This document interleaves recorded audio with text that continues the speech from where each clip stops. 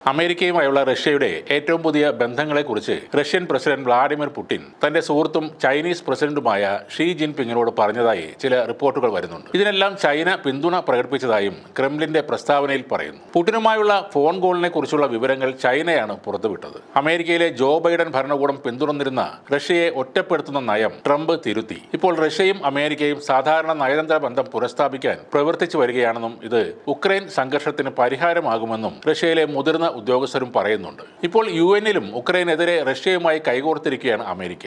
Russian അധിനിവേശത്തെ അപലപിച്ചുള്ള Ukraine പ്രമേയത്തെ America എതിർത്തു. എന്നാൽ പ്രമേയത്തെ എതിർക്കാൻ ഡൊണാൾഡ് ട്രംപ് ഭരണകൂടം യൂറോപ്യൻ രാജ്യങ്ങളുടെ മേൽ സമ്മർദ്ദം ചെലുത്തിയെങ്കിലും അവർ അതിന് വഴങ്ങിയില്ല. റഷ്യൻ സൈന്യത്തെ ഉടൻ പിൻവലിക്കണമെന്ന് ആവശ്യപ്പെടുന്ന യൂറോപ്പിന്റെ പിന്തുണയുള്ള ഉക്രൈനിയൻ പ്രമേയത്തിനെതിരെ വോട്ട് ചെയ്യുന്നതിൽ റഷ്യക്കൊപ്പം അമേരിക്കയും ചേരുകയായിരുന്നു. ഉക്രൈൻ റഷ്യ യുദ്ധം ആരംഭിച്ചതിന് ശേഷം ഇതാദ്യമായാണ് അമേരിക്ക റഷ്യക്ക് അനുകൂലമായി വോട്ട് ചെയ്യുന്നത്. പൊതുസഭയിൽ 93 രാജ്യങ്ങൾ അനുകൂലമായും 18 രാജ്യങ്ങൾ എതിർത്തും വോട്ട് ചെയ്തപ്പോൾ 65 രാജ്യങ്ങൾ വോട്ടെടുപ്പിൽ നിന്നും വിട്ടുനിൽക്കുകയായിരുന്നു. ഉക്രൈന്റെ പ്രമേയത്തിനെതിരെ വോട്ട് ചെയ്ത 18 രാജ്യങ്ങളിൽ Russia, America, Israel, Hungary, Haiti, Nicaragua, Niger എന്നിവ ഉൾപ്പെടുന്നു. എന്നാൽ ഇന്ത്യ മുൻകാലങ്ങളിൽ സ്വീകരിച്ച നിലപാട് തന്നെയാണ് ഇപ്പോഴും സ്വീകരിച്ചത്. പ്രമേയത്തിന്റെ വോട്ടെടുപ്പിൽ നിന്നും ഇന്ത്യ വിട്ടുനിൽക്കുകയായിരുന്നു. ഇന്ത്യക്കൊപ്പം United Arab Emirates, China, Iran എന്നീ രാജ്യങ്ങളും ഈ വോട്ടെടുപ്പിൽ നിന്നും വിട്ടുനിന്നിരുന്നു. റഷ്യ ഉക്രൈനിൽ മുഴുവൻ അധിനിവേശം ആരംഭിച്ച് 3 വർഷം പിന്നിടുന്ന വേളയിലാണ് ഈ പ്രമേയം വന്നിരിക്കുന്നത്. ലോകരാഷ്ട്രങ്ങൾ തമ്മിലുള്ള ബന്ധങ്ങൾ ഇപ്പോൾ മാറി മറിയുകയാണ്. ഭാവിയിൽ ഇത് ലോകത്തിന്റെ നിലവിലെ ക്രമത്തെ തന്നെ ബാധിച്ചേക്കാം. അതിനുള്ള ഏറ്റവും വലിയ തെളിവാണ്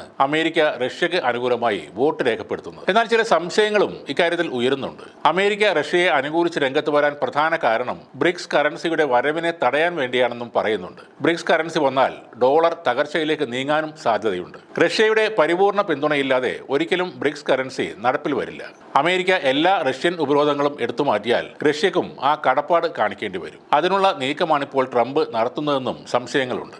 അമേരിക്ക എല്ലാ കാലവും അവരുടെ നിലനിൽപ്പിന് വേണ്ടി എന്തും ചെയ്യാൻ മടിക്കാത്ത കൂട്ടരാണ്. ഒരിക്കലും വിശ്വസിക്കാൻ കൊള്ളാത്ത ഒരു രാജ്യം കൂടിയാണ് അമേരിക്ക. അതുകൊണ്ട് തന്നെ ഇത് റഷ്യയോടും പുടിനോടുമുള്ള സ്നേഹമോ ആദരവോ ഒന്നുമല്ല എന്നതാണ് സത്യം. ഡോളറിനെ സംരക്ഷിച്ചു നിർത്തുക എന്നതാണ് അമേരിക്കയുടെ പരമമായ ലക്ഷ്യം. പക്ഷേ അപ്പുറത്തുള്ള ആളും മോശക്കാരനല്ല. വ്ളാദിമിർ പുടിൻ എന്ന പഴയ KGBയുടെ തലവൻ ഇതിലും വലിയ കളികൾ കണ്ടവനുമാണ്. ഉക്രൈൻ എന്ന രാജ്യം ഇപ്പോൾ നശിച്ചു കഴിഞ്ഞു. യുദ്ധത്തിൽ റഷ്യ ആഗ്രഹിച്ച പോലെയാണ് കാര്യങ്ങൾ ഇപ്പോൾ പോകുന്നതും. ട്രംപിന്റെ പുതിയ സൗഹൃദത്തിൽ പുടിൻ വഴങ്ങുമെങ്കിലും അമേരിക്ക ആരാണെന്നും എന്താണെന്നും അറിയാവുന്നത് കൊണ്ട് വേണ്ട കരുതലുകൾ പുടിനും നേരത്തെ തന്നെ എടുത്തു കാണും. അക്കാര്യത്തിൽ ട്രംപ് എന്ന ബിസിനസ്സുകാരനേക്കാൾ ഒരുപടി മുന്നിലാണ് പുടിൻ എന്ന ലഫ്റ്റനന്റ് കേണൽ.